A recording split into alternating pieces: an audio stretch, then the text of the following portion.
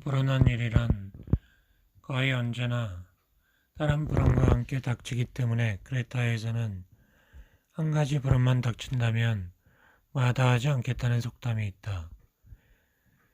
어제는 난장판을 벌이며 사람들을 마구 잡아 죽이다가도 오늘은 웃어대는 것이 운명이다.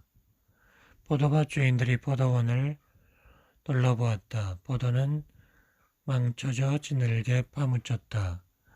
정화의 아버지가 서둘러 카스트로에서 돌아왔다. 어머니와 여동생과 함께 나는 매달려 있는 마지막 포도를 따려고 돌아다녔다. 대기가 이글거렸다. 우리는 울부짖는 소리를 들었다. 군중이 지나갔다. 터키 여자들을 당나귀들이 실어 날랐다. 그들 뒤에는 터반을 두른 남자들이 어떤 사람들은 장화를 신고 진흙 속에서 철벅거렸다. 터키 개자식들, 어머니가 욕을 했다. 나는 어머니의 무릎에 매달렸다. 왜 저렇게 도망을 다니죠? 엄마는 왜 떨어요? 아, 얘야, 네가 이 꼴을 봐야 하다니. 우리들은 창문을 조금 열고 밖을 보았다.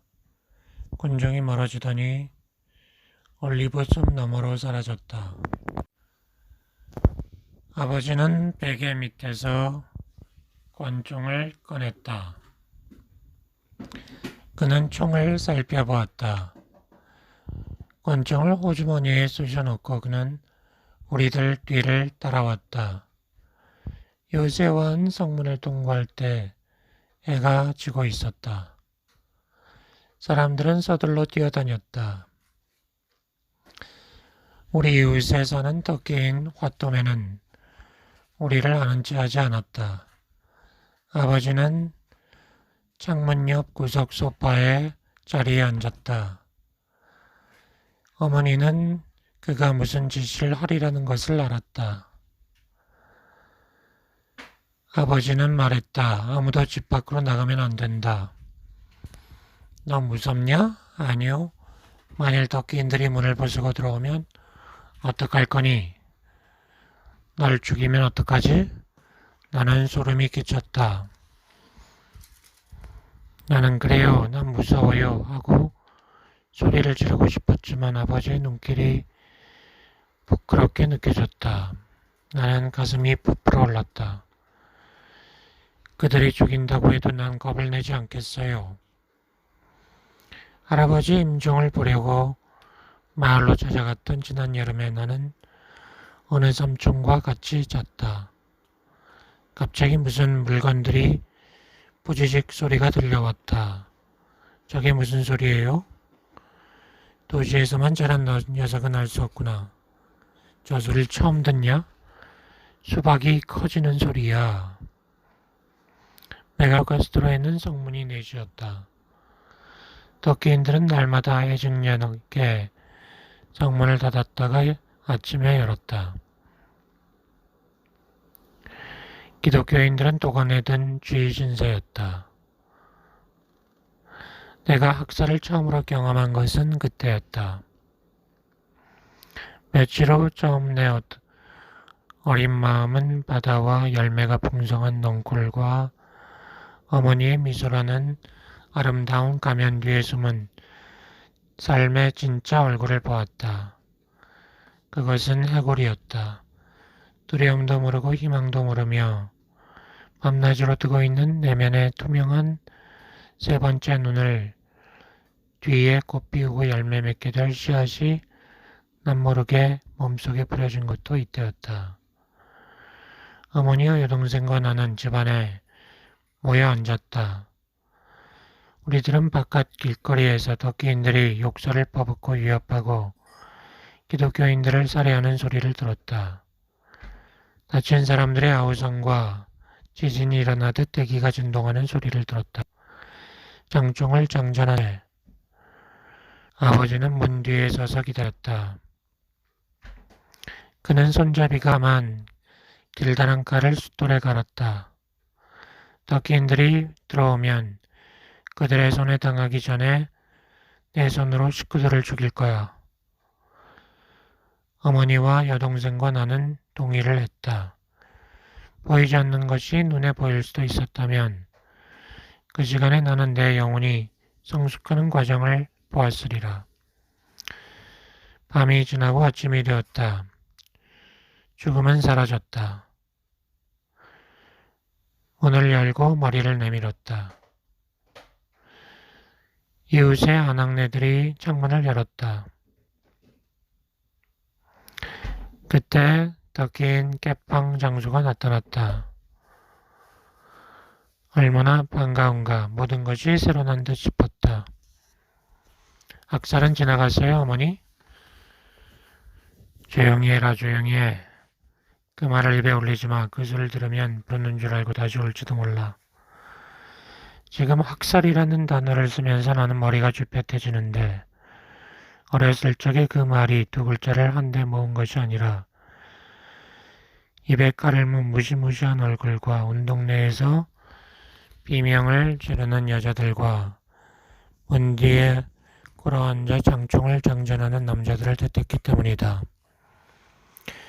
글을 쓰는 사람은 억압되고 불행한 숙명을 산다. 그것은 그가 맡은 일의 본질이 어휘를 사용해야만 하기 때문인데 내적인 격렬한 흐름을 정체시켜야 함을 뜻한다. 모든 어휘는 위대한 폭발적인 힘을 내포하는 껍질이다. 그 의미를 찾아내려면 인간은 내면에서 그것이 터지게 해야 한다. 언젠가 기도가 끝난 다음까지 살아남을 수 있을런지를 전혀 알 수가 없었기 때문에 예배를 보러 갈 때마다 자꾸 유언장을 만들고 아내와 아이들에게 작별을 구하던 라비가 있었다. 그는 이렇게 말했다. 주님 같은 무슨 말을 하면 나는 가슴이 찢어지는 것 같다. 나는 다음에 따라올 이 몸을 굽어 살피소서라는 얘기를 미처 할 수 있을지 몰라서 공포에 떨지. 한편의 시나 학살이라는 어휘나 사랑하는 여자에게서 온 편지나 또는 살아가며 투쟁을 많이 했어도 이룩한 바가 없는 사람이 쓴 이 말을 이렇게 읽을 수 있는 사람들이요. 다음날 아버지가 내 손을 잡았다. 따라오거라. 어디 가는 거예요? 따라와. 아버지가 말했다. 어디 가는데요? 무서우냐? 예, 걱정 마라. 익숙해질 테니. 와라. 나는 대추 여자 나무를 보고 비명을 질렀다. 나란히 목이 매달린 사람들이 흔들거렸다. 찌푸른 혓바닥이 입에서 늘어졌다. 봐. 죽을 때까지 목이 매달린 이 사람들은 절대로 머릿속에서 사라지면 안 된다. 누가 죽였나요? 자유가 죽였어. 저 사람들을 만질 수 있겠니? 아니요, 할 수 있어. 발을 만져봐. 키스를 해, 경배를 해야지. 강제로 나를 발에다 대었다. 내가 익숙해지게 하려고 그러는 거란다. 우리는 돌아왔다. 어디 갔었니? 예배를 드리러 갔었지. 아버지가 말했다. 성문들은 사흘 동안 닫혀 있다가 나흘째 열렸다. 그러나 토끼인들은 길거리에서 어슬렁거리고 모스크에 모였으며 마음속의 분노는 가라앉지 않았고 눈에는 썰기가 넘쳤다. 아이를 가진 기독교인들은 자유의 그리스로 떠났다. 아이가 없는 사람들은 산으로 들어갔다. 우리도 떠나려고 항구로 몰려든 사람들 틈에 끼었다. 우리 남자들이 여자를 보호해야 해. 내가 앞에서 갈 테니 넌 뒤를 맡아. 우리들은 불타버린 이웃집들을 지나갔다. 시체들은 악취를 내뿜기 시작했다. 아버지는 핏자국 투성이인 돌멩이를 집었다. 이걸 간직해라. 난 아버지가 왜 그렇게 냉혹하게 행동했는지를 나중에 이해했다. 그는 신교수법을 채택하지 않고 종족을 보존하는 유일한 길인 무자비한 예측 방법을 따랐다. 어려움을 당할 때마다 항상 곁에서 나를 지켜준 인내와 집념을 나는 아버지의 냉혹한 가르침에서 얻었다. 삶이 끝나가는 지금 나를 가르치고 신이나 악마에게서 위안을 받아들이는 몰락을 범하지 않도록 해주는 모든 사상도 나는 그 가르침에서 얻었다. 네 방으로 올라가서 결정하자. 난 피레우스나 아테네는 싫어. 그들은 머지않아 먹을 것이 없다고 구걸을 할 거야. 섬 하나를 골라봐. 낙서스요. 좋아, 낙서스로 가자. 연필로 명상하기. 진짜나와 가짜나의 싸움. 전봇대에 기대고 있는 사람들을 관찰하다가 나는 그가 흥미로운 사람이라는 것을 알게 되었다. 그러나 나는 이미 그가 이러이러한 혈통의 사람이며 약한 재주가 있는 사람이라는 사실을 판단 내린 뒤다. 세 번째 찰나가 개입한 것이다. 몹시 괄괄한 성격의 여자가 소리 지른다. 이 녀석아. 우리가 여자의 직감이라고 부르는 여자만의 첫 번째 찰나에서 튀어나오는 말이다. 그 사람이 좋아 아니면 그 남자가 그만이야 아니면 이 더러운 녀석아. 가 모두 여자의 첫 번째 찰나에서 튀어나오는 소리들이다. 다시 그리기 시작할 때마다 매번 긴장을 불러오고 갈등을 일으키며 피곤하게 만드는 것은 가짜나다. 이 가짜나가 애를 쓰면 쓸수록 그림은 더 엉망이 된다. 하지만 이러한 노력이 아주 쓸모없는 것은 아니다. 그 노력은 준비기간으로서 필요하다. 가짜나가 두 손을 들고 드디어 보는 대로 그리는 일이 자리 잡는 순간이 오게 하기 위한 워밍업으로서 필요한 일이다. 자신도 모르게 나는 자꾸만 스스로 비판을 하게 돼요. 최근 열렸던 진짜 사랑과의 만남 워크숍에서 어떤 사람이 말했다. 그 때문에 나는 아무것도 할 수 없어요. 당신의 가짜너로 하여금 끝까지 일을 하게 해요. 걱정 마요. 왜냐하면 해나가다 보면 자기도 모르게 재빠르고 확실히 신경질을 부리지 않고 그래 나가게 되는 순간이 올 것이기 때문이다. 그렇게 되면 전혀 시간이 의식되지 않는다.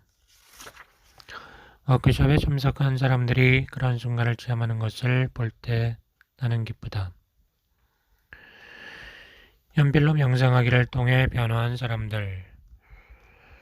경고의 말이 있다. 연필로 명상하기는 소위 예술적이라 불리는 얕은 나들의 싸움판인 하위 문화 속에서 한 몫을 하려고 애를 쓰고 있는 예술가들에게는 위험한 실험이다. 편지를 받았다. 하나는 어떤 미술 선생에게서 온 편지다. 계속 이어져 오는 미술사조들 속에서 분투 노력해 자기 자리를 굳힌 사람이다.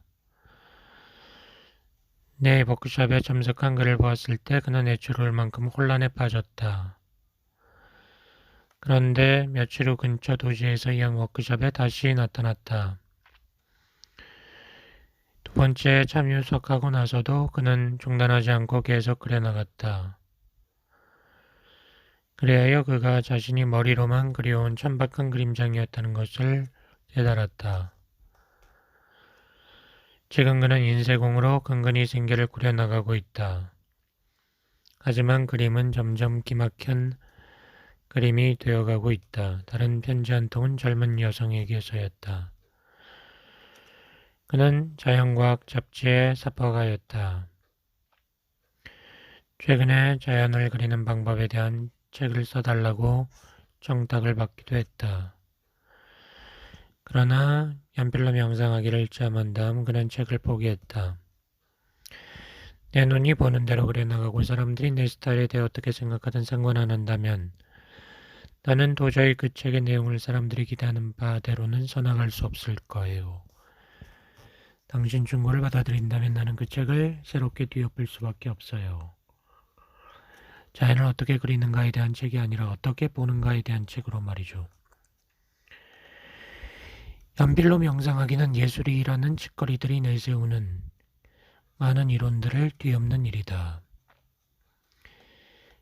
이 속에서는 독창성이라는 것도 본래의 자기 뿌리로 돌아가는 일이며 이론들에서 벗어나 속안에 진실하고 옹골진 알맹이를 피워내는 일이다. 나는 그동안 이 불쌍한 얕은 나를 얼마나 헐뜯어 왔는가. 마치 그 물건이 언제나 멸시당해야 하고 나타나기만 하면 죽여버려야 하는 무엇인 것처럼. 그 물건은 지보리처럼 저만 먹고 살려고 발버둥치는 데에만 필요가 있지. 다른 데에는 쓸모가 없다는 듯이. 그러나 선에서는 나에게 이 얕은 나를 죽이라고 명령하지 않는다. 다만 바로 보라고 말한다. 그것의 참모습이 뭔지 보기만 하면 된다고 말한다. 그것이 꽃 피어날 기회도 주지 않고 뛰어넘을 생각부터 하는 것은 순진한 짓이다. 몇 생을 두고 나와 붙어 다닌 이 얕은 나를 나는 고통스럽더라도 살아내야 한다. 연필로 명상하기는 하나의 알아가는 길이며 매여있는 마음을 해방시켜주는 수련의 하나다. 깨달음의 상장처럼 수여하는 게 아니라 본래부터 온전했고 지금도 온전한 속안의 큰 거울이 거죽의 겉은 나를 부수고 드러나게 해준다. 그때 당신은 진짜 삶을 살게 된다.